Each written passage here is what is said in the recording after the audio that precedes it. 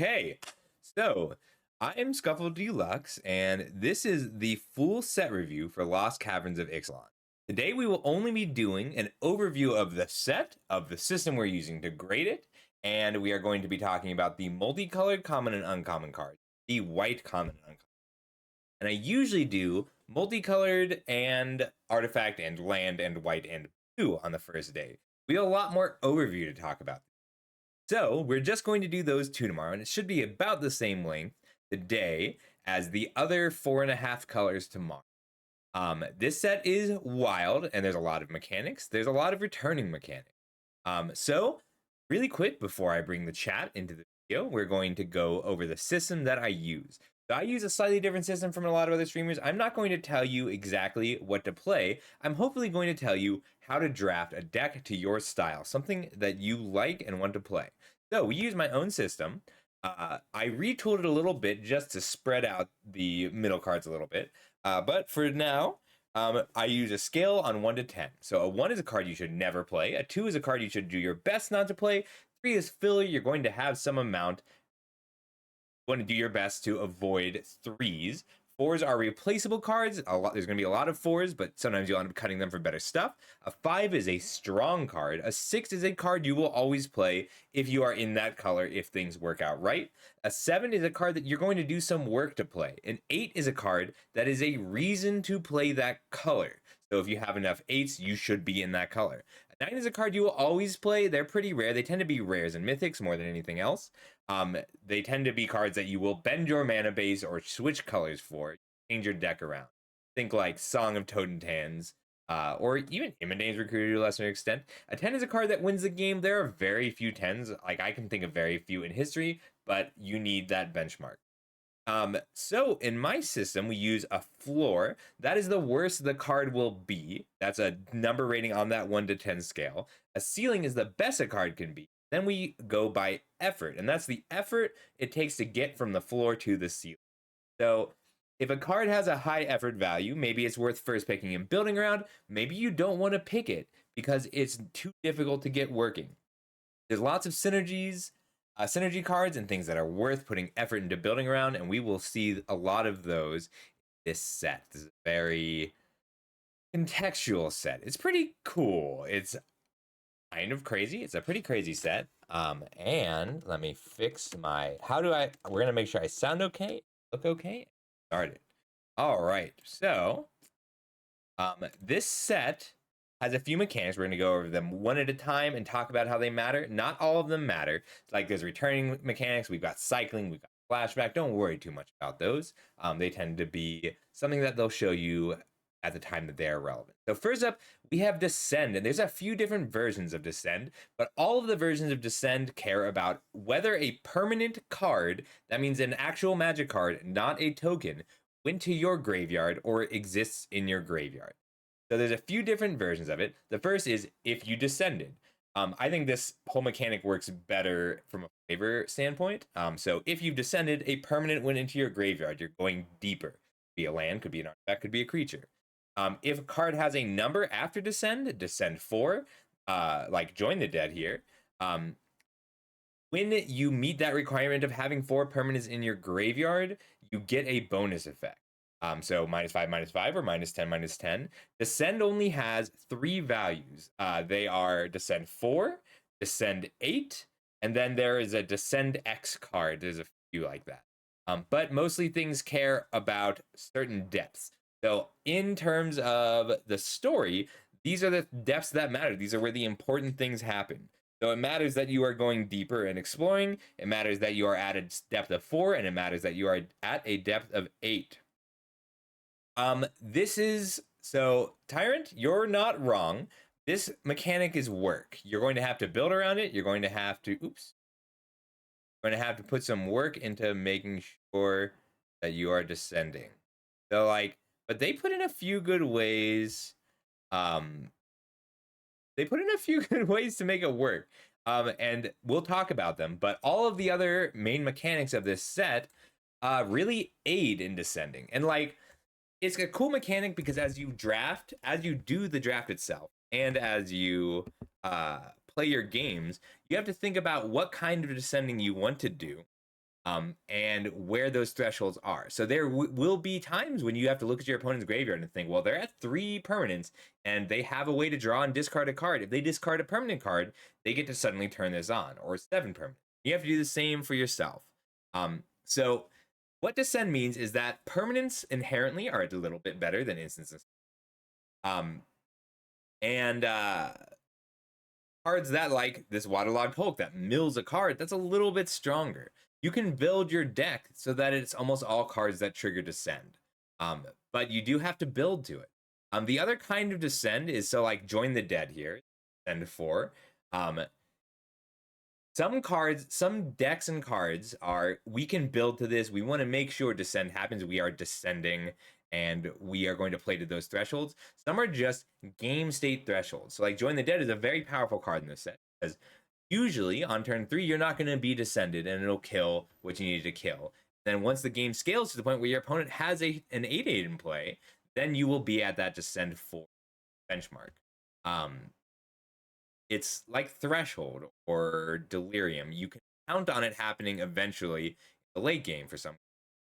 All right, the next mechanic we have is Explore. Explore is a kind of a wordy, complex mechanic. It's a returning one from the original Ixalan. And it's set, but it makes sense, more sense from a lore and flavor perspective. So when a creature explores, it finds something. It either finds a land, or it finds something else, and that information is valuable to that explore. So when you explore, you reveal the top card of your library. If it's a land card, you draw it. That is card advantage.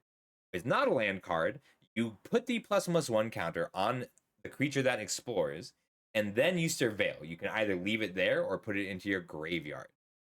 This is very strong in this set. It's strong in general because saying either draw a card or select a card is valuable. But putting a permanent into a graveyard is valuable for the purposes of Descend. So you can't put the land into your graveyard, even though you'll want to sometime. But Descend is valuable. And then this set has a new kind of artifact token called Map Token. I love map tokens. So Spyglass Siren is a 1-mana 1/1 with flying. When it comes into play, you make a map token. And then the map token says target creature explores. So when you're making map tokens, you have to sort of decide how you want to do it. When you explore, you have to decide, when you build your deck with Explore and when you play with Explore, you have to decide what your goal is. What is the best case scenario for you? Are you just trying to surveil and grow a creature? Are you trying to generate a new card because you need that land? Or do you just want the artifact because there's an artifact matters theme in this set? Tap or sacrifice artifacts to do certain things. Like Spyglass Siren happens to be a pretty powerful blue card. It ends up being a 1-mana 1/2 on average that also can draw you a card occasionally. Also flyers are good that we'll talk.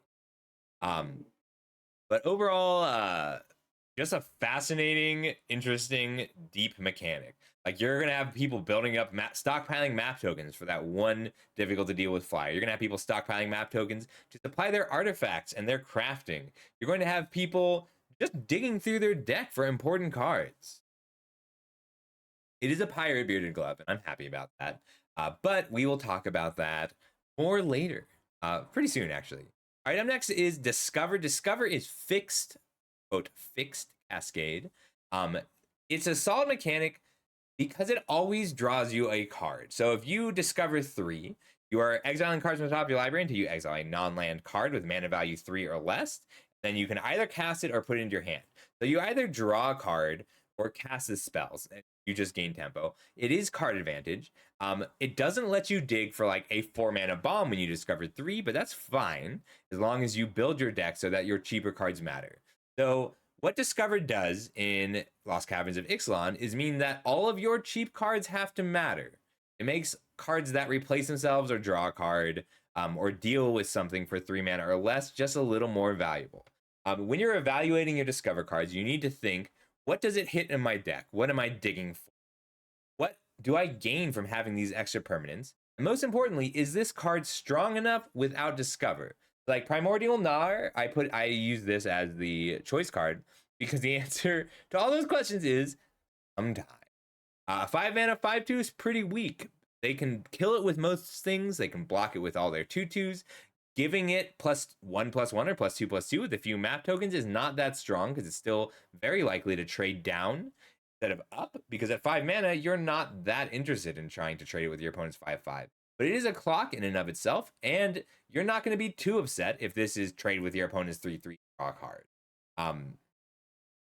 Really try to evaluate the discover cards without discover first, and then add draw cards. So like there's one 3 creatures can't block this turn, discover 3, draw card. There's one that's 6 mana, pick up a permanent, discover 4. Like you're not really interested in paying 6 mana to draw 2 cards. But maybe you are because you've built your deck to. All right, up next we have the most complex mechanic of this set, and there's a lot of things contending for that, and that's craft. I love craft. What a mechanic. All right, so craft says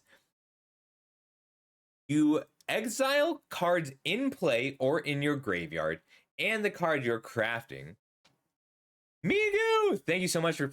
We're gonna take just a quick break so I can shout out Migu and say hello.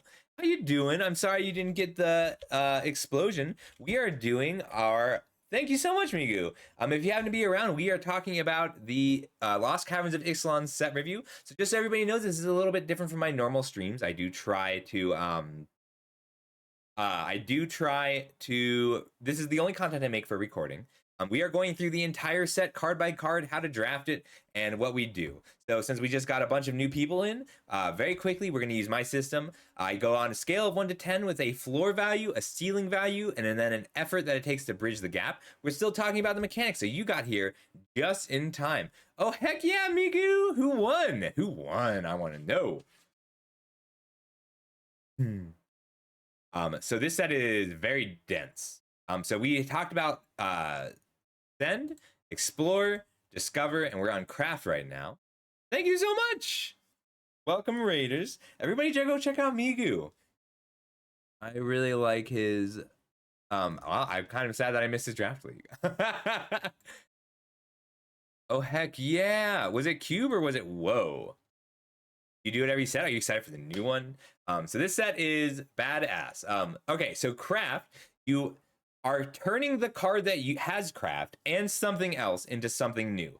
So in the case of Saheeli's Lattice, you have a 2-mana artifact that discards a card, draw a card. That's okay. It's a Tormenting Voice, but it's also a permanent that stays in play. And then you craft it with 1 or more dinosaurs. So you exile any number of dinosaurs from play or from your graveyard, and it turns into a Mastercraft Raptor with power equal to the number of dinosaurs used to craft it. So Saheeli has this lattice that she just made. She's good with it. And then when she has some time, she looks at all these dinosaurs, and she's like, I'm going to take these claws and these teeth and these eyes, and we're going to make a nice dinosaur. And it gets stronger the more you do it. Oh, that's so cool. I'm glad, Migu. So there are 14 commons and uncommons with Craft. There are 3 in white and blue, 1 in blue-white. There are 2 each in black, red, and green, and then 2 colorless ones. There's also 5 rare and mythic, and then there's 1 card that supports Craft in general. But overall, what you'll see with most of the Craft cards is a front half that does something pretty good, and then it's a late game mana sink. So Craft is a very strong mechanic, and you're limited on how much time and cards you have with which to craft, but you are going to want 1 or 2 craft cards for pretty much every deck, because you want something that does something on the board and has a late game impact. All right, so we are up to everything we're going to talk about from this point forward is the shape of the format, how you should approach drafting it, and then the ratings of individual cards. So what I'm going to be doing for this is talking about each stat block, each thing, and then responding to questions. So up first, we have the typing. So what types matter in this set? How valuable is a card because of the type? There's 2 that have more supporting pieces and payoffs than anything else, and they are super types. So we have the adaptive gem guard. Artifacts matter a lot in this set. There's a full 50 artifacts in this set, and then 14 cards that care about artifacts, and then lots of tokens that. And then there's caves. Caves are a really interesting one. They're all land types. There are 10 caves just flat out. They're lands. They tend to be pretty good. And then 3 cards that turn into caves when they transform. Generally speaking, caves are going to be a very strong way to do the late game, and you're going to want to pick them up. There is a strong cave deck, but it's going to be hard to get the caves because so many of them don't care about you having other caves. They are just strong cards on their own in their color. Thank you so much for the follows. Really appreciate it. Thanks again for the raid, Mugi. So the other card types that matter is there is a blue-red theme in Pirates. They're pretty cool, but there's only 3 cards that care about whether or not creatures are pirates. There are a lot of pirates, but you're going to need to pick up cards like Captain Storm before you are a pirate deck. You need the cards that care about pirates before you need pirates, unlike artifacts and caves, which are good enough on their own without cards that care about them being artifacts or caves. And then there are dinosaurs. There are 7 cards that care about dinosaurs, but nearly all of them are just good enough without being in a dinosaur tribal deck. They are just marginal extra things. Like a 6-mana 6/6 that draws you a card for each dinosaur you control. If you drop 4 cards off of that card, you were already winning that game. You were already, if your 6-mana 6/6 with trample draws you 4 cards because you had 4 dinosaurs in play, you won that game already. You did not need the 6-mana 6. Once you have the cards that care about other dinosaurs or other pirates, you won't have trouble picking up dinosaurs and pirates in this. And then for the tokens in this set, there's 1 4/4 golem, 1 3/3 dinosaur, both at uncommon. Every other token creature in this set is a 1/1. It's not like Wilds of Eldraine where it's a lot of knights. You don't have something that makes a ton of 1/1 vampires with lifelink. There's a couple ways to make bats with flying. For the most part, the tokens in this set are 1/1s. So you need to account for that when you build with a lot of 1/1 artifacts, a few 1/1 fungus that can't block. All right, stats. So there are 111 creatures at common and uncommon in this set, 50 artifacts. There are 6 disenchant effects. That's very relevant with all of the artifacts, and there's a few O-rings. There are 14 creatures with flying. That's very low. Most sets have 18 to 20. And there's not a lot of tricks that grant flying. That makes all flyers inherently a little bit more valuable. They're going to be a little bit harder to block and a little bit easier to win the game with. There's only 4 cards with reach. There are 13 combat tricks, also a little low, but that's just because so many of the instant speed things are removal. There are 5 sources of colors fixing. A lot of them are just like singular use. So you can't continuously fix, but you can splash a little bit. There are 2 sources of graveyard hate, which is very relevant with Descendant Craft. Graveyard hate is inherently strong. If we had access to something like a Souls Guide Lantern, we'd play it in this set. But the only graveyard hate we have are single use and kind of difficult to use. Very cool that it's not like your graveyard matters in this set. There are 5 non-craft mana sinks. The reason we are counting the mana sinks in this set is because when Explore is a major mechanic, the number of lands you run can change drastically. Because if you have 10 creatures with Explore, you can get away with running 1 fewer land. But you may still want to run 17 or 18 lands if you have a lot of good ways to spend your mana. Craft is a great way to spend your mana. There tends to be very expensive cards that you use. The cards that craft tend to cost 4, 5, 6, 7 mana, so they are late game ways to use it. All right, but there are 22 creatures with 1 toughness in the set, 29 creatures with 2 toughness, 23 creatures with 3 toughness, 16 with 4 toughness. Then there's a pretty sharp fall off. There's only 8 creatures with 5 toughness, and then only 3 creatures with 6 toughness, 2 with 7 toughness, and 0 with 8 toughness. So creatures tend to cluster around the middle. Like Wilds of Eldraine, the past few sets have had a lot of 1 and 2 toughness creatures. There's a lot more 3 and 4 toughness creatures. And there's not a lot of ways to punish smaller creatures. So if we look at the removal, there's way more removal in this set than we've seen before. You're going to see a lot more of it at a much higher power level, much more often. So there's only 1 card that deals with 1 toughness creatures. It deals 1 to your opponent in each thing, but it does clear tokens, so it's not totally relevant. It hits 21% of the creatures in this set. Not all the 1 toughness creatures are good enough that you're going to care. There are 3 cards that deal 2 damage. One of them scales up with dinosaurs. Don't worry too much about getting it to scale up. If you are red, you will have some dinosaurs you can shoot. There's 1 card that deals 3 damage. It's a Braids. also happens to hit all the artifacts in the set. There is one 4 damage removal spell, and there are 3 that deal 5 damage. There's also like a big X spell. Well, there's one X spell. There's something that deals damage for caves. There's something that deals damage for the number of lands you control, which essentially kills everything. In terms of other removal, everything is represented in slightly higher numbers, and everything is shifted down a rarity. So usually in Magic, in any given limited set, we'll have about 10-ish. A lot of them are bad common removal spells and about 12 to 14 uncommon removal spells. In Lost Caverns of Ixalan, a ridiculous number. We have way fewer uncommons and way more common removal spells. Significantly more, like 7 more than usual at common. You should expect to have access to a lot more removal in general. There's only one card that says destroy target creature. There's one that deals big damage. It will essentially kill whatever. There's 2 that exile, 1 O-ring effect. We looked at all the 5 damage removal spells. There are 2 sweepers at uncommon. That's usually 1 is weird, and we have 2. There's a -2/-2, and then a deal X, where X is the number of caves. There's 1 pacifism. There are 2 shrinks. One of them is witness protection with flash, which means it turns off a creature and turns it into a 1/1. And then there's 1 that gives -X/-O and mills for it to work with Descend. There are 2 edicts. There's 1 bounce. There's 2 cards that tuck a card into your opponent's library, one of which is red. There's 1 fight, 1 bite, and 3 counter spells. So if we go back over to the damage removal, 5 damage kills 95% of creatures. There are 3 cards that do it, and one of them is colorless with cycling. Like, you still need removal in this set, but all removal ends up being a slightly lower letter grade in terms of pick order because it's just that much easier to get. You are limited on how much removal you can have in this set because a lot of the cards in this are 2-for-1s or do something in the late game once the board is emptied because of craft.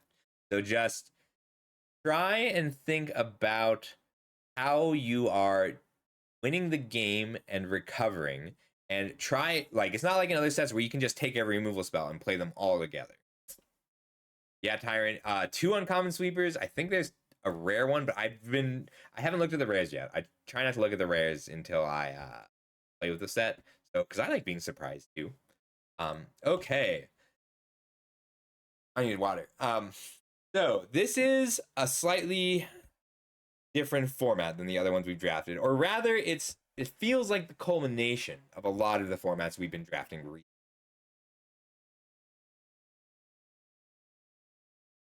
In terms of how we draft it, there's going to be a lot of branching paths, because if I grab the Saheeli's Lattice, I care like, now suddenly I have 2 directions I can go.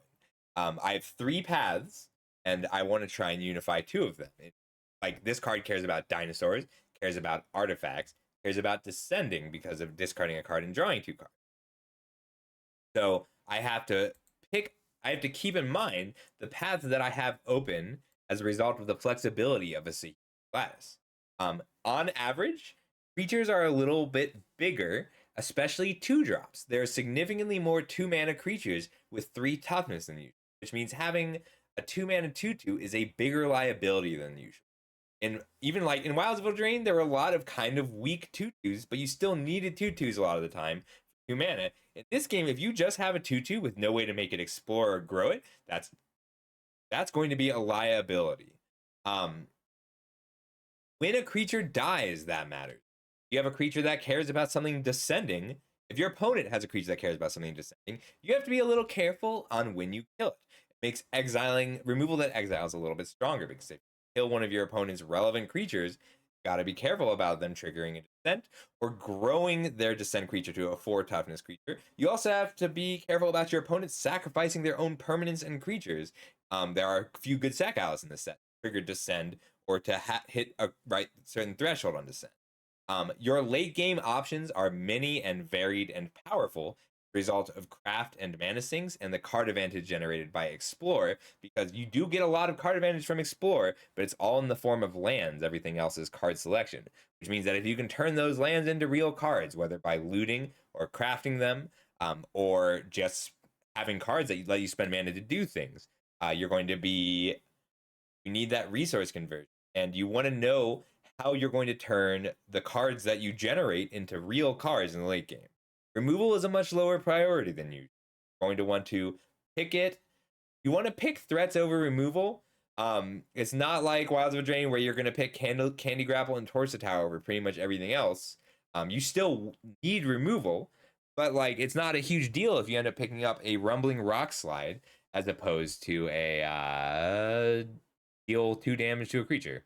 There's also a lot more removal at common. We talked about that earlier. Every color has a little bit more removal that is a little bit more flexible than usual. Red has a tuck.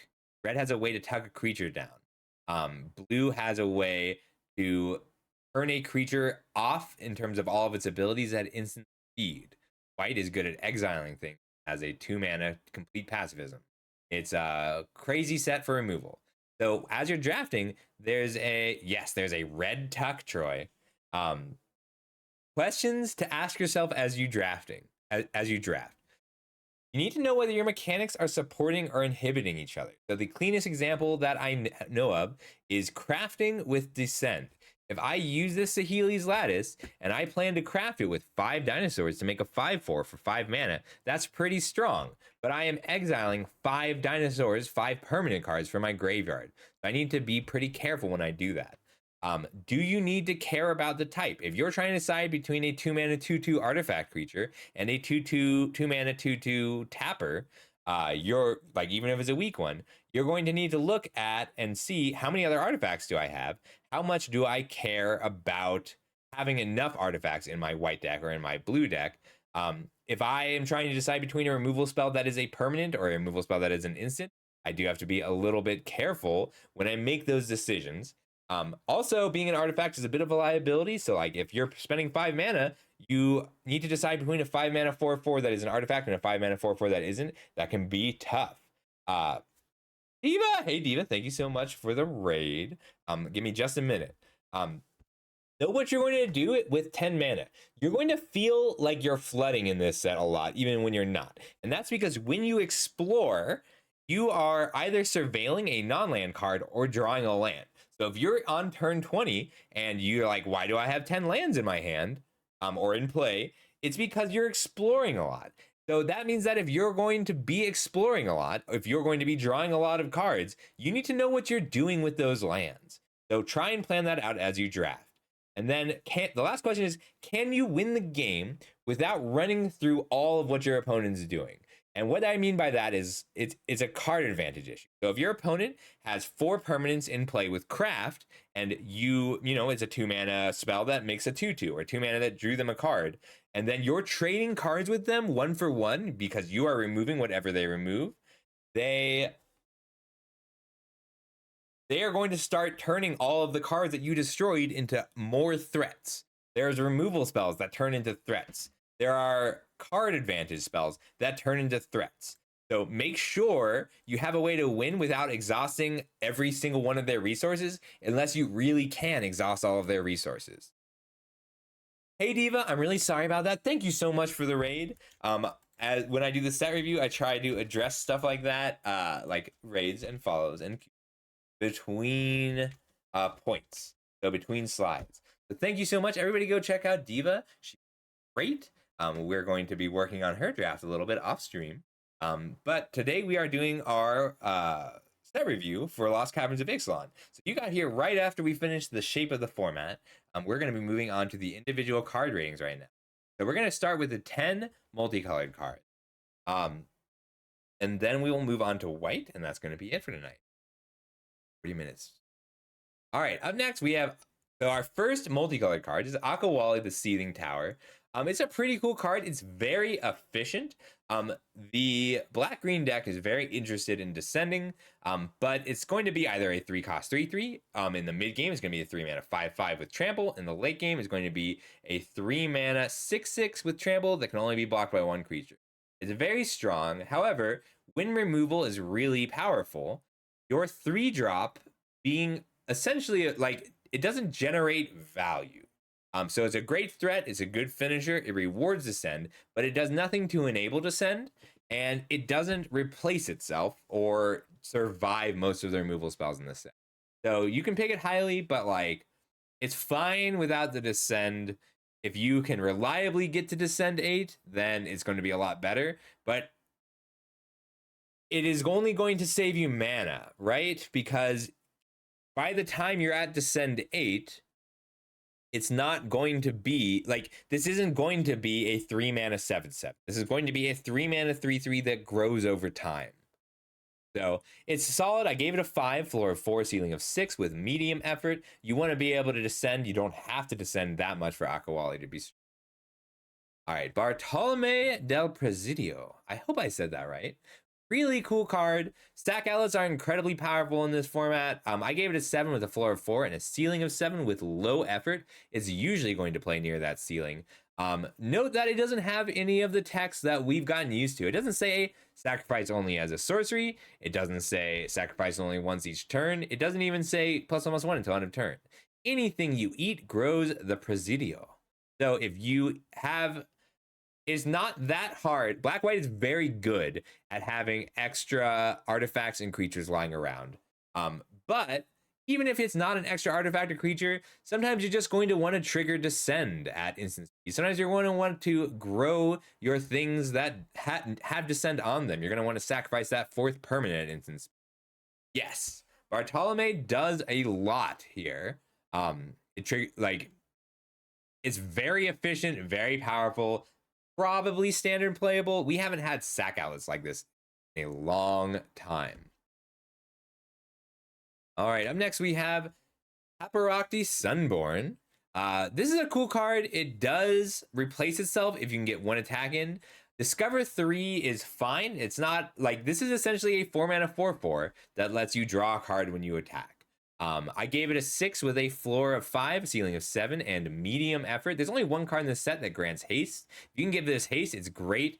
It's not free. It's not quite when this attacks draw a card, but a 4 mana 4/4 is a great stat line. It's usually going to be good enough. Your opponent is going to try very hard to kill it. If you get 1 attack off with it, it's probably going to keep getting better and better. I do like it because if you're a deck with good combat tricks, you can discover for a combat trick. So you can discover 3 and then go and get something that grows it or untaps it. Cool card. There's not a lot that like cares about descend. There's 1 card that duplicates or that cares about discover. There's 1 card that duplicates your discover effects. But for the most part, 4 mana 4/4 that generates value on each attack is great. Up next, we have Captain Storm. Can somebody tell me if this is like Lannery Storm's daughter or granddaughter or descendant? I don't know how long after the original Ixalan. But I think that's Ragavan in the background, so it can't be too long. So very cool card. It cares about pirates. This is a tougher one to build around than the last 2, because you need, like, a 2 mana 2/2 is pretty good. But you need artifacts and pirates. However, you care a lot more about the artifacts than the pirates because she grows herself. So, like, if you make 5 treasures, she gets 5 +1/+1 counters. She's better the more pirates and the more artifacts you put together. But if you are the pirate deck, she's pretty easy to dig for. Like, I will end up first picking Captain Storm and forcing pirates a few times. And if you are pirates, you want this card badly. Just very efficient, gets out of hand fast. So I gave it a floor of a 4 because it's just usually going to be a 2 mana 2/2 that grows a few times. That's pretty good. The ceiling of an 8, that's if you get her in that pirate deck with treasures. Like, there's one that's descend to make a treasure. There's a lot of cool things you can do, like even just making maps. We looked at the preview card earlier of 1 mana 1/1 make a map token. So cool. This one has a lower floor than a lot of the multicolored cards, but a much higher ceiling. Because I should have been doing this in the beginning. Black green themed around descend. Black white themed around having extra permanents that you can do things with, feed or tap. White has an artifact sub theme. Black has a death sub theme. Red white cares the most about discovering. It's the best at discovering. Really, to play red white, you want to have the most efficient 1, 2, and 3 drops because mostly you're discovering 3. Blue red is pirates and artifacts. Blue red is pirate artifacts. Blue is artifacts. Red is pirates. Pretty straightforward. Up next, we've got It's Quinth. It's Quinth. 2 mana 2/3 with haste. Very good in general. That's almost good enough on its own. or it's a 4-mana 2/3 that deals 2 damage to target creature, or it's a 4-mana 2/3 that destroys target creature. It's not hard to enable. Red green cares the most about dinosaurs, but you don't need other dinosaurs for its quints to be great. You're going to be happy playing this as a 2-mana 2/3 haste. You're going to be happy playing this as a 4-mana 2/3 deal 2 damage to a creature. You're going to be happiest playing this as a 4-mana 2/3 deal 6 damage to a creature. Just very powerful on its own. Better even with the dinosaurs deck. I'm going to actually raise it to an 8 healing, but it's still usually going to play at a 5 or a 6. Just efficient, good card. Ixalan, Malamute Exemplar. So in theory, green-white cares the most about having creatures with higher toughness and power. I gave it a 5 with a floor of a 5. It's almost always going to play at that floor of a 5. That's a 3-mana 3/3 where your opponent can't cast spells during it. The ceiling is an 8. The reason Ixalan is so hard to use in this format is there's only 12 creatures in green, white, and artifact that trigger the draw a card ability. And in a lot of sets, that wouldn't be an issue because we'd have things that would give +0/+2 or +0/+1 or +1/+3, just random equipment and such. But there are 0 pieces of equipment or auras that add more toughness. Everything adds equal power and toughness or just power. So like it is a little weaker than it should be. However, 5 is still pretty good. I'm going to be very happy to play this in the green-white deck. Occasionally, I'll draw a card. Occasionally, you'll be able to turn on a flyer that has 2 toughness in blue and vigilance and keep hitting. But a lot harder to work with than the other multicolored. It's so green-white tech proclaims to care about having more toughness than power, but actually it cares more about just having good, efficient creatures. That is cool, Thane. I really like that. I hadn't thought of that. So March of Pain says that this will stop your opponent from casting the spells that they discover on your turn, which is marginal, but does matter. And as opposed to Cascade, they'll get to keep the card still. All right, up next, we have the Master's Guide Mural. How does this look? This is the first transforming card we've seen. I think this looks... Can you read these cards is what I wanted to ask. Okay, thank you so much, T. That's what I wanted to ask. Okay, so the Master's Guide Mural on the left is a 5-mana 4/4 white and blue golem artifact creature token. Normally, this would be a ding against it because I'm raising the floor, actually. Because of how often just having 2 artifacts in play at the same time is relevant in white and blue. I gave it a 7 with a medium effort, a floor of 4, and a ceiling of 8. This is a very powerful card. The 5-mana 4/4 that gives you 2 permanents, and 4/4s are pretty good. If you manage to flip this with any other artifact, if you have any artifact in your graveyard, it's pretty easy. It's 7 mana for a 4/4 factory. So it's a 5-mana 4/4 that you can pay 7 to immediately make another 4/4. It is not hard to get this going in white and blue. White and blue has so many incidentally strong artifacts. It even has there's a lot of flash artifacts, so you can do this on your opponent's turn. Like, let's say you have a hand of 3 lands in the late game, and you pass your turn with the Master's Manufactory up. Your opponent still can't attack into you, even if you're holding air. Because if they attack with a 3/3, 2 3/3s, and you play, well, deal 5 damage to an attacking creature on my flash artifact, make a 4/4 block, they're gonna lose. This card is absurdly powerful. I will be taking it often it's a little hard to splash the white half, splash the blue half, and I will be taking it very often in white decks or blue decks. So if I have a lot of blue artifacts, I'll take it in a mostly blue deck. If I have a lot of white artifacts, I'll take it in a mostly white deck. But like, I'll play this in a white black deck, splash it. I'll splash it in a white green deck. I'll splash it in a blue. All right, Nikanzil, Current Conductor. So card's pretty good. She's just very efficient. She basically juices all of your explore. Blue green cares about exploring. You have to build around her a little bit more than the others. She's very efficient. She's not as splashable, but like, pick her, take lots of explore cards. All of your explore cards are better. I gave her a 6, floor 5, ceiling of 7, medium effort. The Explore deck looks pretty good. It really depends on how many cheap flyers you can get. Like, I will often, if I'm going to be the Explore deck, I will usually start with something like a Nikonzil, and then I'll aggressively grab the cheap Explore creatures or the cheap map creatures. The one problem with Nikonzil is so many of the most efficient Explore creatures are actually white. There's a few really good white Explore creatures. All of the green Explore creatures are just big, which you want them to be big, but evasion is a little bit stronger with it. Cool card. I wonder if there's an Explore Merfolk deck in Pioneer yet. We're certainly close. Up next, we have Ukenbach, the Great Mistake. I didn't read the title until now, and I'm just like, oh man, poor guy. Someone, this person's parents named it the Great Mistake. Yes, but it is pretty relevant, Troy. Like, if you play Nikonzil on turn 2, Explore on turn 3 and 4, and then ramp like crazy, is fantastic. But like, the fact that she always juices your Explore, doesn't matter which one you hit, is nice. It's a good bonus. All right, so Ukenbach, I actually adjusted this one a few times. It's best in a blue-black deck, sure. A 5-mana 6/4 that flashes back, essentially, that becomes this. It's a 5/4. It's a 6/4 twice. First for 5 mana, then for 6 mana. The menace is relevant. It's a lot of value. It'll usually trade up.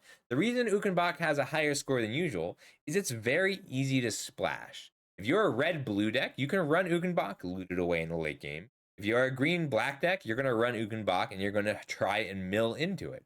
Blue and black have the most, so blue and black have a more mill-oriented descend thing, and in terms of flavor, it works really well. So green black tends to have more descend 4 stuff, and blue black tends to have more descend 8 stuff. That's because most of the blue and black cards in the set mechanically are just found at lower levels of the caverns. So cool. But like, Ukenbach is going to be picked a little higher than some of the other uncommons, because of how easy it is to. I think blue and black, well, blue specifically, is going to be found a lot in more 3-color decks. I don't think that this is a 3-color set. I do think you're going to have an easy time splashing cards like this. So yes, I will splash Ukenbach, flash it back, attack with it in off-color decks, and if you're in the blue-black deck, it's a good source of card advantage. It ends up being a 3 or 4 for 1.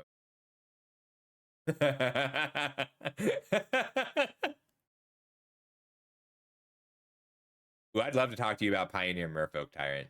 Ukenbach is really cool. I might build Pioneer for Merfolk. I might build Merfolk Pioneer Tyrant for the I don't remember what it's called anymore. Pro Tour qualifier, I guess, in Atlanta. Because I like Merfolk a lot, and I think it'll work now. All right, Zoyowa Lava Tongue. So this is, I gave it a 5 with a floor of 4, ceiling of 7. Red black is sort of like attrition aggro, but the reason that Zoyowa is good in this set is because Death Touch is good. Being a 2/2 with Death Touch is as good as being a 2/3 in this set. There's a lot of 2/3s for 2. You need to make sure that your 2-drops trade up. There's a lot of extra gravy. If you put the effort in to descend, you will slowly attrition your opponent out. If your opponent is a late game deck and you're a late game deck, this isn't going to do that much. But if you're attacking and your opponent, none of the options are good for your opponent. They don't want to discard a card, they don't want to sack a permanent, and they don't want to take 3 damage if you're aggressive. The thing is, you need to make sure you're playing him in a deck where all 3 options are bad. It is very difficult to make all 3 options bad, but manageable. It's a cool card. This would be fun in an Anvil deck, Troy. The only problem with this in an Anvil deck is with so Troy is referring to Multicolored Anvil out of Neon Dynasty, where you can sack artifacts and makes an artifact. Descend doesn't trigger on tokens. You need to make sure you're eating non-token permanents, which isn't impossible, but is extra work. So like, I think you could probably run it as a 1-of. The other problem is like, so Vran is great in that deck, but Vran also is legendary, so you only receive 1 or 2. So I think that this is a nice alternative to Vran in that deck. But yeah, I'd play one copy of it. Excuse me. Okay, everybody. I need more water. So, and I think we're on an ad break anyway. So we're going to go ahead and let the ad run, and I'll be back in 2 minutes with some water and the white card. See you soon. Yeah, they are tyrants. So are the ones in this one. All right, I'll be back in 2 minutes. There we go.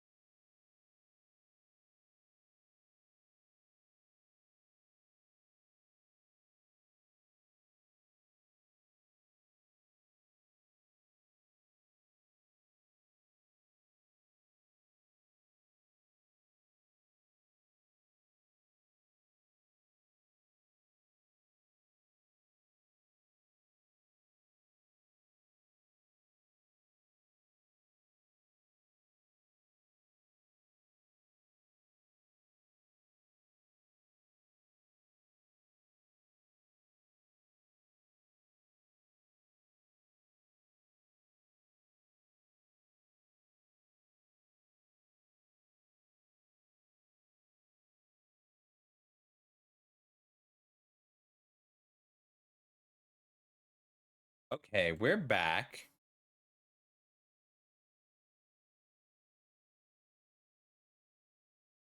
Okay. All right, for my purposes, I'm going to describe the system one more time. Very briefly. Wait, let me make sure the ad is over.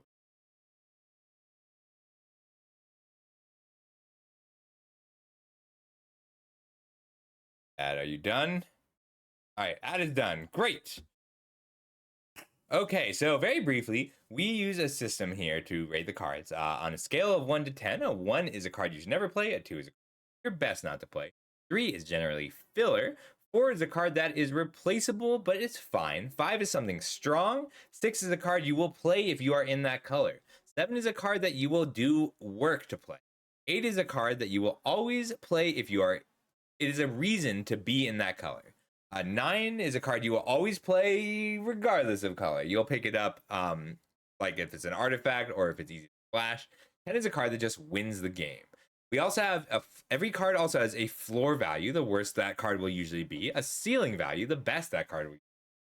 Then the effort required to bring it up to that ceiling, whether it's because it's only good situationally, it's only good with other cards around it, or it's weird or difficult to play with.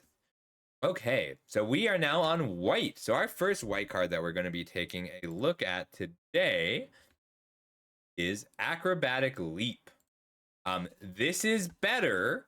That we see this effect all the time. +1/+3 untap at reach, +1, +2/+2 flying lifelink. This is better than usual because flying is rarer and more important than usual. So I gave it a 4 with a floor of 2, ceiling of 5, and low effort.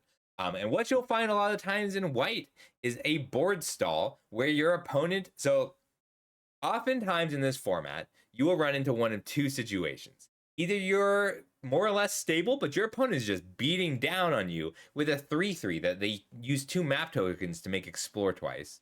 And you will be able to use the Acrobatic Leap to get that kill when you couldn't otherwise. There are things with Ward, there are things that are tough. But oftentimes, to break a board stall, your opponent will start applying resources to their cheap flyers. Acrobatic Leap solves that problem. The other thing you'll see a lot is a card that you can expend resources every turn to grow every turn, but you need to make that kill them, and Acrobatic Leap does that. Acrobatic Leap also solves a lot of the. There's a few good burn spells that it beats, but it's cheap, it's effective, and when you're drawing a lot of cards, it's also. So this is a pretty normal effect we see in most sets. It is better in this one than it has been in a while. So I gave it a 4. It'll play at that ceiling of a 5 often. If you don't have bombs or other good ways to close out a game, go ahead and put it in your deck. Exactly, Troy. It is better leaping ambush. It is better both because flying is better than reach, and it's better contextually, this set. Because of cards like this Adaptive Gem Guard. So Adaptive Gem Guard is going to be the bread and butter of the artifact decks. There's a lot of cards that will like leave an artifact behind. So like we saw the Saheeli's the Saheeli card that you craft. There's cards that deal damage and stay in play. There's artifacts that come into play, draw a card and stay in play. So in that kind of deck, it's very strong. You can also play this as a 4-mana 4/4 if you control one other artifact that comes in tapped. But oftentimes, if you are in a board stall and your opponent maybe has a 2/2 or a 1/1 with Death Touch, that means that this Gem Guard can't attack. You'll just spend your turn putting a few counters on it, give it flying, Kraken for the win. So it is often filler, but it's quite strong in the artifact deck. So I gave it a 3 with a floor of 2 and a ceiling of 5. The Attentive Sunscribe. So I like this one a little bit more. There are just enough ways to like. So it's a 2-mana 2/2 that scries every attack on the floor.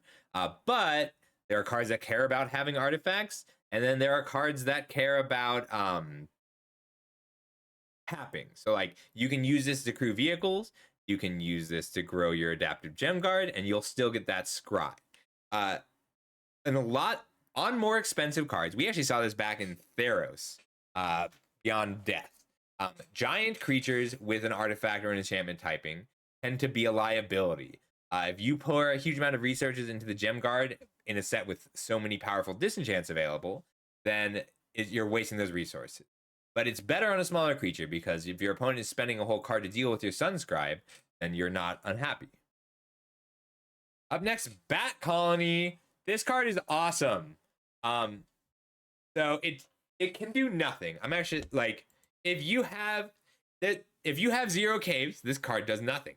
If you have a 10 cave deck, this card is amazing. It is going to be worth first picking it and then forcing caves.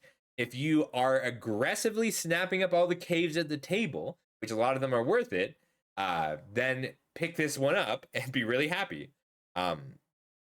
So if you pay 3 mana for this and make 3 bats, and then you play 4 more caves and grow them all to 2/2 bats, you're going to win. If this makes you 2 bats, you're happy. If this makes you 3 bats, you're probably winning the game. But it's got to make you at least 2 bats pretty reliably. You can also, if you have like 12 caves, but have 2 basic lands to play, go ahead and play it for only 1 bat, and then just grow creatures over time. There's not a lot of good ways to blink it or sack the enchantment. But there's also not a lot of, there's way more ways to deal with artifacts and enchantment. And we talked earlier about how valuable flying creatures are. So it's pretty strong to build around the Bat Colony. I'm going to play with this a lot. I'm going to play with this way more than I should personally. Like, my personal rating probably has this at a 5 or a 6. But I gave it a 3, floor of 2, ceiling of 7, high effort value. All right, up next we have Play Fired Bricks. So this is the kind of card I was talking about in terms of this Adaptive Gem Guard. It is a 2-cost artifact. When it comes into play, search a basic planes, so essentially draw a card, put it into your hand, and gain 2 life. So this kind of does, the reason I gave it a 5 with a floor of 3 and a ceiling of 7, but I did actually want to rate. Um, just because it kind of always does what you want it to do. It gains you the 2 life and replaces itself. It is an artifact that is relevant to all of your cards that care about artifacts, which a lot of white cards do. And then it turns into an anthem and 4 power. So like, it's just very powerful in most white decks. It's not so good in the more aggressive decks, but it always kind of does what you want. And like, I'll go down to 16 lands in a white deck for 2 copies of this, and not 1 copy. Just a cool card all around. Like, you're not even that upset drawing it in the late game because it gets the land that you need it to craft. I almost knocked my microphone over. I like this card. 3 cards for 1. Nice too. These cards, these craft cards that come into play have a minor effect, but that is not terrible for the mana, and then sit there and threatening your opponent for the rest of the game are very good in general. You only need 1 artifact, 1 other artifact.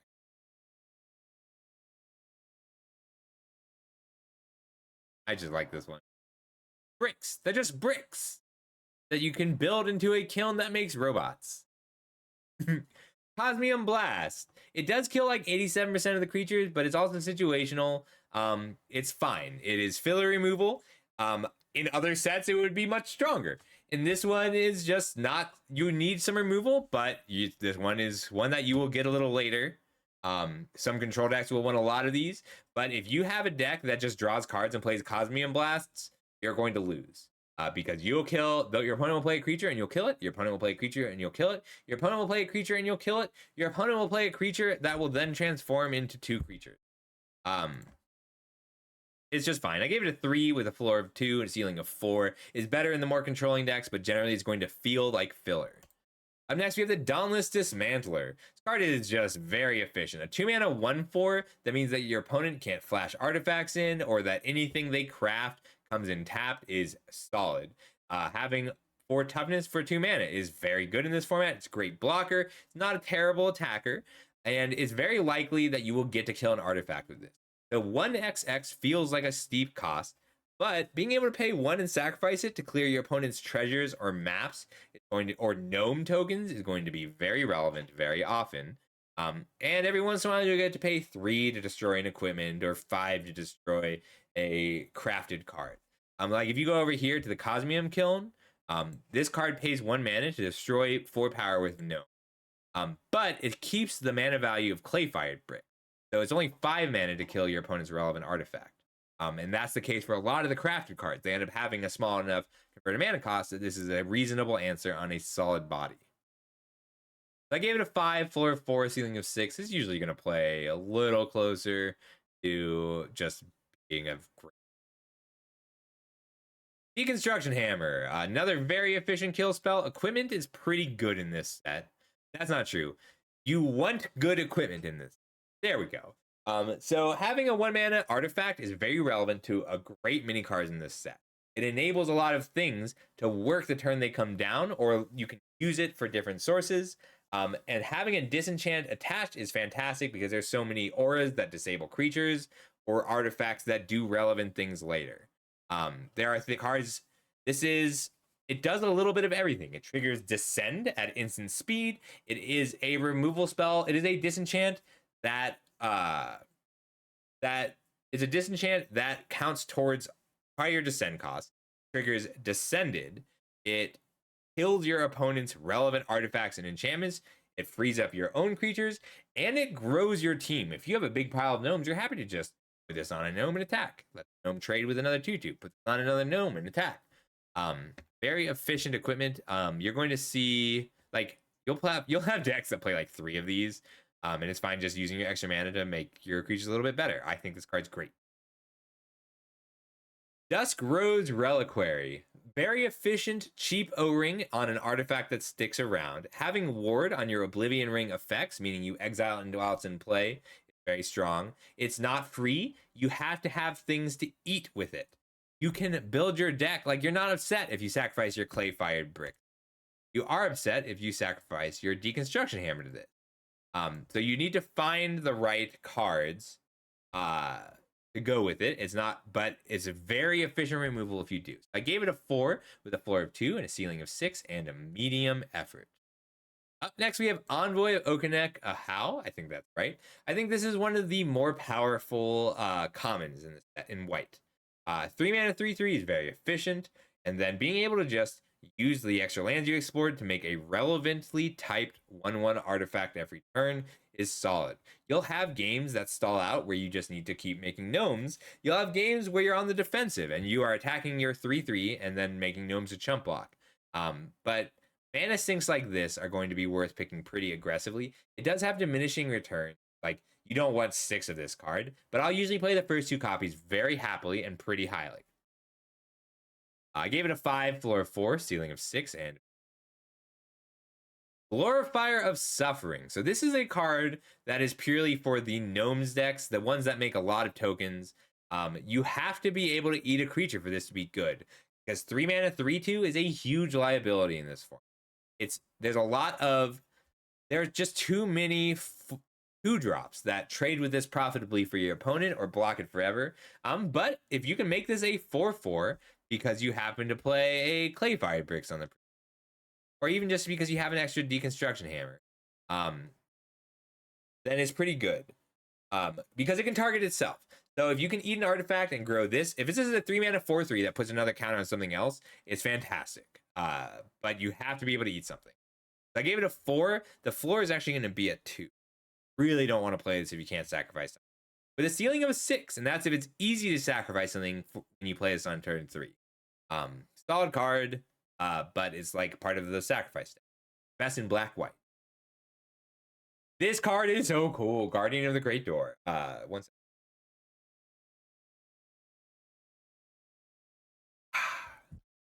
2 mana 4/4, no drawbacks, no comments. No. So this is a 2 mana 4/4 flying, and it's that where flying is already pretty valuable.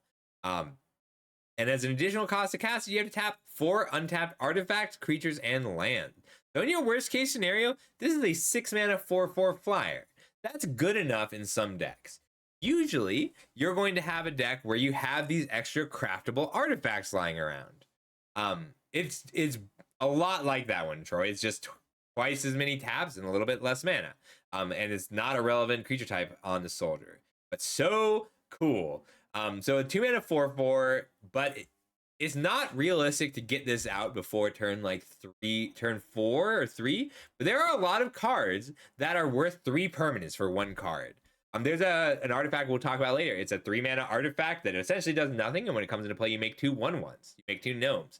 So you play that on turn 3 with nothing else, then you can play this on turn 4.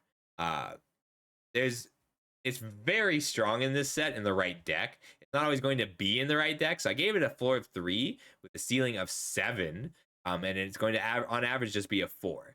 And that ceiling of a 7 may even go up because of this next card, Helping Hand. Return target creature card with mana value 3 or less from your graveyard to the battlefield tapped. That can target this 4/4 flyer. So just because it can target the 4/4 flyer, I'm actually raising the effort value on this. The fact that it's tapped means you can't draw this and block, but it's solid. Like, I should probably be lowering the ceiling on this, but we're gonna try it out first. I think this is efficient enough that being able to twin spell by picking up a relevant creature and then also deploying another threat in the same turn is going to be excellent. It is a little weird. It's better in the decks that descend or mill. So like it's actually solid in the white-blue deck because the white-blue has a few good cards to mill. There's a few rares that make it strong that I've seen. I like this card, and I like that you can return Guardian of the Great Door with it all. But I just gave it a 3. It's going to be something you don't want to play with a 4 of 2, and every once in a while you'll find just the right deck for it. Iron Paw Aspirant. I didn't quite put this card in the right spot. It's essentially a 2 mana 2/3, which is great, and not a lot to say. There's nothing that cares about counters. Usually when we see this effect, things will be like if they have certain power, a certain number of counters. There are a few. There's enough 1-mana flyers that I am raising both the effort and the ceiling of. Not this one. There's because if you go 1/1 flyer aspirant, grow the creature you just played, you're gonna probably win that game. It also enables attacks. This is a very solid, efficient white card. I should probably, but we're gonna leave it at 4 for now because that's the rating I gave it. Kinjali's Dawn Runner, 3-cost, a 3-cost 1/1 double strike draw card. Great. A 3-cost 2/2 double strike surveil one is great. Just efficient. You want to be growing it. You want to try and find ways to grow it, but like first strike is relevant. Is a little weaker in this set than in others because of the number of 2-drops that can actually trade with it. Like oftentimes we'll see this card feel weak because your opponent will just play if your opponent plays it, it'll feel strong because it kills every 2/2, every 2-drop and every 3-drop they have. This tends to trade with 2, but that's fine because Explorer is strong. There's also a fair number of good ways to grow it, which you really want to play with your double strikers. Malamet War Scribe. This one came up a few times while I was rating the set. There's not a ton of 5-drops in white. This is the card you want to turn curve into. So when you play with the War Scribe, you want a deck that goes 2-drop, 3-drop, 4-drop, 6 extra power this attack. There's not a lot of ways to give it haste, so really this is a 4/3 after it grows your team. Just solid card. It has diminishing returns, but like 2 of them I'd be pretty happy with. This is the curve topper you want in white. There's a lot of ways to like go wide too. There's a lot of ways to make 2 creatures with 1 or make a few 1/1s. This is a way to turn those into real threats. Fire charged on a 4/3. Exactly, Troy. This will break a board stall. Wide open. It enables a lot of wins. Market Gnome. I love this little guy. When I looked at the card that cared is like whenever a creature with higher toughness deals damage to the player, draw a card. This can't attack, but it is a 1-cost 0/3 gnome. It enables all of these different things. It blocks well. Then it replaces itself when it dies, and it replaces itself when you craft it. Very efficient. You need bread. Yep, that is bread in that gnome. Yeah, it always kind of does what you want. Like, it's really good in the black-white sacrifice deck. It's really good in the blue-white artifact deck. It's really good in blue anything, in white anything craft decks. It always kind of does what you. Yeah, just efficient. It's not great in aggressive deck. Not great in like the red-white aggro deck, but it's really powerful in any other variant. Mind of the Ancestors. That's just not quite good enough. You'll have games, you'll have drafts where it's like, this is derailing, what do I do? And the answer will be pick up flyers and play Might of the Ancestors. Vigilance is not terribly relevant. If it gave +2/+2, it would be good, but it essentially makes your creatures trade down. Think of it like bespoke battle garb in the last set. Like, if you have a deck full of Ginger Brutes, by which I mean 1-mana, 1/1 flyers, and Rats, by which I mean 1/1 gnomes, and you didn't find another way to grow them or turn them into real cards, then grab Might of the Ancestors. But you don't want to have to grab Might of the Ancestors. You would rather have cards like Malamet War Scribe. But it does a reasonable job of turning those cards into threats. Just avoid playing it if you can at all. I gave it a 2 with a floor of 2, ceiling of 4, and a high effort value. The only reason I gave it a revisit note is I feel like there has to be a rare that this works with because it's so specific. +2/+0 in vigilance. So I haven't found like a 1/1 that taps to deal damage equal to its power, or a 1/1 that attacks and taps something, or explores whenever it trades with a creature or comes back. I haven't found a combo with it, but there could be one. Yes, this does not contribute to that. I don't think. Oh, you're talking about the gnome? I don't think that's true. I don't think the other white cards lean aggro. I think the white cards lean bodies. And that seems like it should be the same, but it's not. Because like Market Gnome into Ironpaw Aspirant, that's great. Now you've got a 1/4. Or Market Gnome into Malamet War Scribe, that's great because it attacks. It's the difference between um it's the difference between having 6 flyers in your 2 drops, in your 2 and 3 drops, and having 6 creatures in your 2. So like the fact that this is a creature that is relevant to the rest of your game plan is pretty good. So like red white is the only thing that doesn't really do anything with the market gnome. But like you're pretty happy to sacrifice this to fuel your descend and draw a card, and you're pretty happy to tap it to power up your other artifact creatures.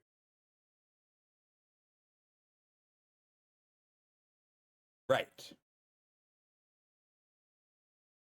So like we're going back to the gnome for a second because it's way more interesting than Might of the Ancestors, and I want to talk about it. So fools.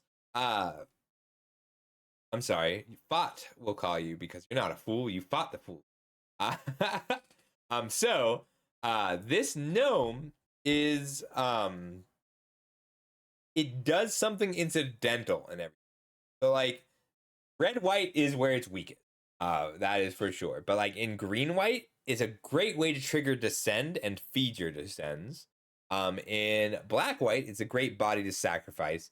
And in blue white, it's a great artifact to tap for things and to craft. So like it's really just not a red white card specifically. But I'll be very happy to have it in black white, blue white, or green. Miner's Guidewing. This is one I just kept coming up on. It's a 1 mana, 1.5 with flying and vigilance.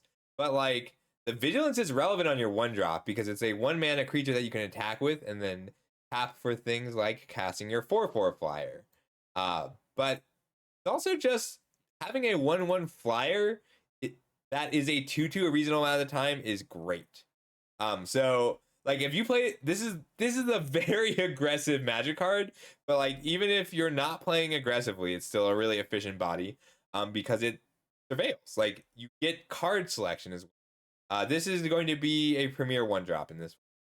I gave it a 6. Got a floor of a 4, but it's usually going to be playing closer to that ceiling of a 6 as you grow it. So like you will have drafts where you pick up 3 of this card because you were drafting it really aggressively, and then you're like, what am I going to do when my opponent plays a 3/3 flyer? And then you're like, well, I guess I'm going to have to play Might of the Ancestors to fill that growth slot. This is the card I was thinking about. You don't want to play Might of the Ancestors, but you will when you have enough Guidewings. Mischievous Pup. All right, this is a card that is really cool. It's different in every set. A 3/1 with flash for 3 mana. Your worst case scenario is often that this will trade because there's no rat out. There's no flick a coin. There's no instant speed punish you for playing this. And the fact that it has flash means that you're a little less likely to get it blocked or by a gnome or have to block a gnome, trade down with it. Like it's usually going to trade up and save a creature. If you have a creature that is underneath a pacifism effect or being removed, you will have situations where you get to save that creature and block and just get a 2-for-1 out of this.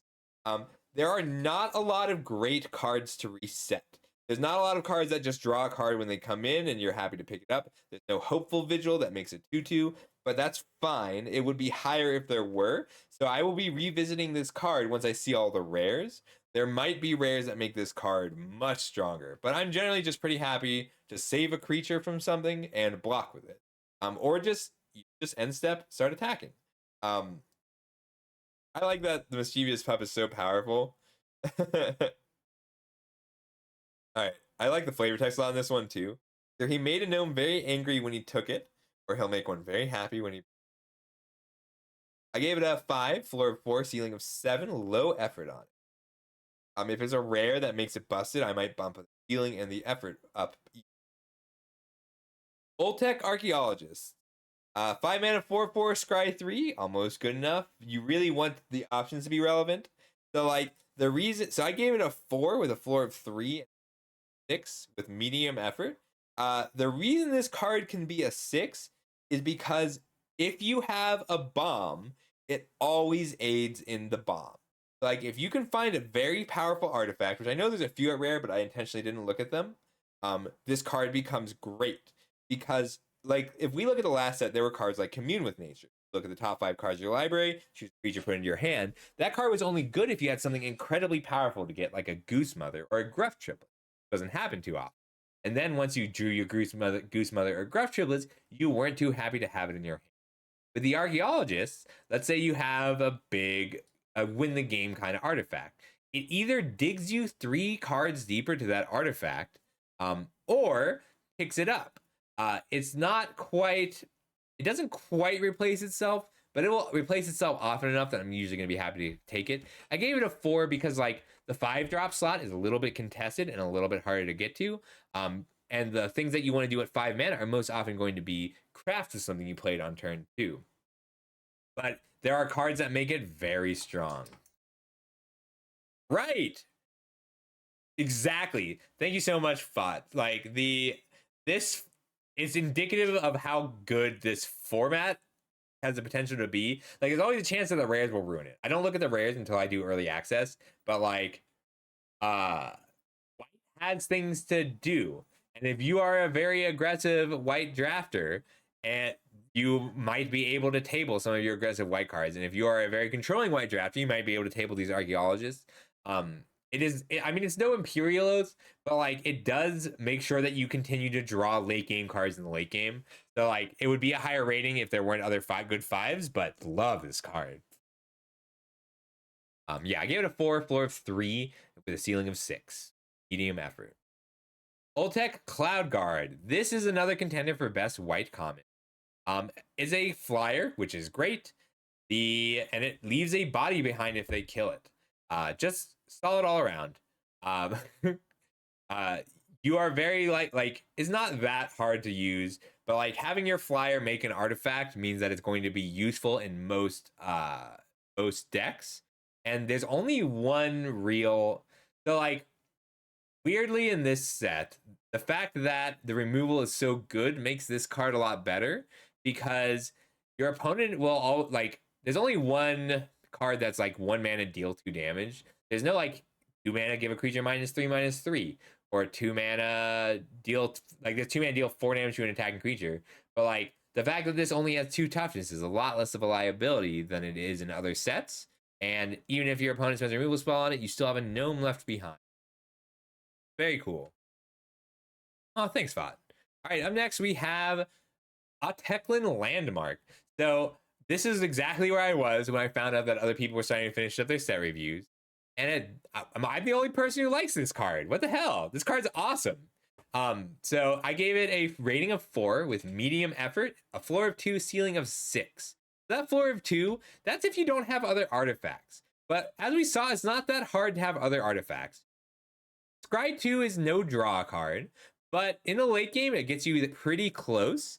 And this, compared to all the other ones, if I draw, let's see. If I play this on turn 1, I'm pretty happy because having an artifact in play on turn 1 is valuable. But if we look at the Clayfire Bricks, if I draw this off the top of my deck on turn 5 or 4, it's very awkward. Play it, you go to Plains, maybe you can play another spell. Hopefully you can play another spell. But like, you don't want to draw this when you have 9 mana or 8 mana. You go get in Plains, craft it in the same turn. If I draw this on turn 4, I will very often cast it, scry 2 to set up my next turn, and craft it in the same turn. It is a relevant artifact that sits there that turns into a flyer in a set where flying is premium. Compared to a lot of sets, it is incredibly difficult for your opponent to block this and kill it, which means that very often you will just be like, if you're happy often attacking this and another just 2/2, just give it flying every turn.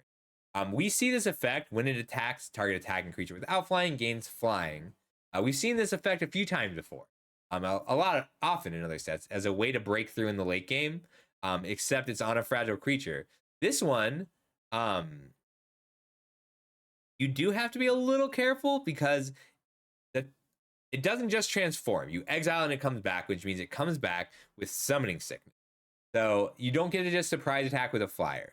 But your 1 mana artifact that scries 2, if you have other ways to get card advantage, will often be what you need it to be. I like this card. Make sure you have a way to break through in the late game. This is not a bad one. I like just having an artifact in play that you can use to craft or sacrifice or feed to things. Petrify. Worse in this set than it's been in others. Floor of 3, ceiling of 5. It's a strictly upgraded pacifism. There's just a lot of ways to free your creatures, and there's not a ton of triggered abilities compared to static abilities. It is nice that you can turn off like a craftable creature, like a craftable artifact, before it becomes a relevant body. And it's still solid removal. It's just worse. Just a little worse. Like a 4 is good removal. Just all removal is about a point worse, I would say. It is nice disabling a creature without killing it. Quicksand Whirlpool. I was really torn. I compared these two to each other a lot. But at the end of the day, defensive exile is just good. And offensive exile in 6 mana hurts a little bit, but creatures will sometimes be tapped without attacking, or you'll be able to tap them. And then this will be a little bit better. It's close. It's Petrify. I mean, this is what Petrify is, right? The one that there was only they only get to use this word on a Magic card one time, Troy, and I think they kind of nailed it. They can bring this back in the future, and it'll be great. There are some sets where this card is ridiculous. And this set is just pretty good. And I might be wrong on this one. We're going to revisit both of these. There's a very good chance that these scores just swap. But I will often take Quicksand Whirlpool. It's just hard to be an aggressive deck in this format that doesn't want this card. But you don't want this in red white. In red white, you take Petrify over this because Petrify enables attacks better. But so often in this format, you're going to be needing to spend your early turns developing your board and behaving proactively as opposed to reacting. So by the time you get to 6 mana, you will either be using this to clear a blocker, or you will be using this defensively a little bit earlier and twin spelling, playing 2 spells in the same turn. But the exile is relevant. Your graveyard matters so much that exiling the creature is relevant. I should probably swap these numbers just on mana cost, but I like this card a lot in this format. Ruin Lurker, bad. Just really good. 1 mana, 1/1 flying lifelink. You need to grow it for it to be strong, but scrying 1 each turn is just a little bit of extra gravy. You don't need to worry too much about descending being relevant. The problem with scrying on your end step compared to scrying at other times is you don't get to use it to enable a better explore because you can't sacrifice the map tokens at instant speed. So like, yeah, that's where scry tends to be valuable in this format, is setting up your explorers to get max value out of them, to make sure you draw the lands that you need. You can't do that with a Ruin Lurker bat. But very, very good. I don't think it's better than the Explorer Hawk, just because it's the difference between 1 mana 2/2 and a 1 mana lifelinker. However, if you have enough ways to grow without having to grow itself, there's just not as many as usual.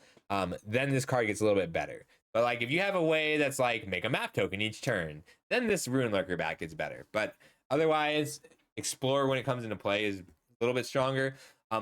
However, on turn 1, Scry gets better the later the game goes. You're just so likely to need whatever's on top of your library when you explore. So like a 1 mana 1/1 end step Scry is better than a 1 mana 1/1 ETB Scry, enters the battlefield Scry. But 1 mana enters the battlefield Explore is better than 1 mana Scry on your end step. I like this card though. It's cool, and the fact that white has 2 1/1 flyers for 1 really dictates how white is going to be playing a lot in this format. Like flyers, all the cheap flyers are in white and blue. This finally gave white and blue flying back. Pretty happy about it. Up next, we have Soaring Sandwing. This is a good card. It seems clunky, and yes, the cost is high for the stats, but you can instant speed trigger Descend without casting a spell. You can run fewer lands and and build your Descend. And tapping out for a 6 mana 3/5, like, yeah, you'd rather this as a 5/5 or a trampler. But gaining 3 life means that even if your opponent kills it, you don't lose, even if it's an aggro deck. Like, this card is a land when you need it to be and stabilizes you when you don't, in addition to being a reasonable win con due to the lack of fly. I may have misread Hawk. Wait, what? Hang on. Going back up to the Hawk. I don't remember what the Hawk's actually called, though. Sorry, I finished with that card.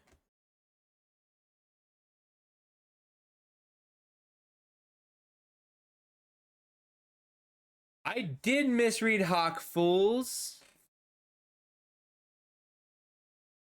I did misread the Hawk. I thought it came into play and explored. I didn't realize it was when it dies, target creature explored. It's still a very good card, but it's harder to do, and I'm a little sad. So we are rearranging this score. I'm very sorry. I totally misread the Hawk. I thought that it exploded when it came into play, which was nuts. But yes, it's still a good card. It's just a little bit worse than I thought.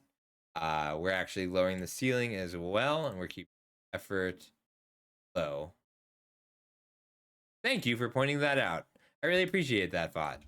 All right, moving on. Oh, calm down, Tyrant. Mistakes happen. We're figuring it out. All right, next we have the Soaring Sandwing. All right, spring-loaded Saw Blades. Just ridiculously good removal. 5 damage to a tapped creature is awesome. It is an artifact that sticks around. Like, if this had no other text, you'd still play this card. If this were 2 mana, deal 5 damage to an attacking creature, you'd almost play this card. But 2 mana on deal 5 to a tapped creature that stays in play to aid in your things that need you to tap artifacts or have artifacts in play, and then turns into a 5/5. Card is very powerful. Like 6 is when it's just going. It's a 6 when it's just an artifact that stays in play. 7 when you can craft it into a 5/5. It's got crew 1. Anything crews the Blade Wheel Chariot, but you can crew it with just 2 map tokens or 2 treasures if you want. This card is best white uncommon. I'm actually raising it a 7. It's just trivially easy to turn it into a threat. Like, this is a 2 mana 5/5 that kills a creature. Wow, just so strong. There is one gnome that doesn't crew it, Troy, but that's okay because you can use the gnome does crew it if you have 2 of them, and if you only have 1, you just use that to craft it and draw a card. Because the gnome crafts it, the gnome draws a card when you use it to craft a Blade Wheel Chariot. All right, up next we have Thousand Moons Crackshot. It's pretty similar to the gnome in the last one. It's pretty similar to the gnome in the last one. I gave it a 3. It's just being a 2. We're lowering the floor. Being a 2/2 for 2 isn't quite good enough, but like, no, it's fine. Because you get to the late game and it does start tapping creatures. You can tap creatures selectively that might block it. Overall is average. Like, you don't want to play it if you can help it. Lowering this to a 2. I just don't want to play this card most of the time. It's fine in the more aggressive decks, but I can't reasonably give myself. I can't say that I'm not going to play this to fill out my 2-drop slot and be happy when it enables a late game attack, or be happy when I can grow it a little so that it's harder to block. Yeah, we'll leave it here. It's fine. Then we've got the Thousand Moons Infantry. A 3 mana 2/4 is with effective vigilance is solid. It's not quite as good as actual vigilance, because they can still hit it with the things that target tapped creatures at instant speed. But being a 2/4 is nice. It's a good stat line in this format. It grows well, and if you can get it to explore 2-3 times, then suddenly you're like a 3/5 blocks everything in this format, and also attacks profitably a lot of the time. Just a solid stat line, nothing crazy. Tinker's Tote. I love this card. It is 3 mana for 3 rectangles, 3 squares. You're not going to gain life with it too often, but the option is nice. And usually, you're going to use it to enable the things that care about having a lot of artifacts in play, or having a lot of creatures in play. 3 mana for 2 bodies and 3 cards in play for your other things that care about that is great. This is a very powerful white common. It looks innocuous, but it's pretty good. And like, it's right. You should never leave home without home. All right, last card of the night is going to be Vanguard of the Rose. Sacrifice another creature or artifact. It gains indestructible until end of turn and tap it. This card's very good because it eats gnomes, it eats extra Tinker's Tote you have lying around, and trades up with stuff. But you want your 2-drops to trade with your opponent's 2/3s or to survive combat with the 2/3s. A lot of 2/3s. Vanguard of the Rose does all that and is a reasonable stack outlet for the things you die. Triggers Descendant instant speed. This is a cool card. It's one of the better white 2-drops, so pick it pretty high if you're white. Ooh, all right. You can do that, Troy, and also you can put it into your graveyard on demand so that your opponent can't really kill it and stop you from crafting. It's pretty cool. I like that card. All right, any questions? That is all we have time for well, that is all we're going to do tonight. I'm going to play a relaxing draft, maybe. Do a little bit of woe draft.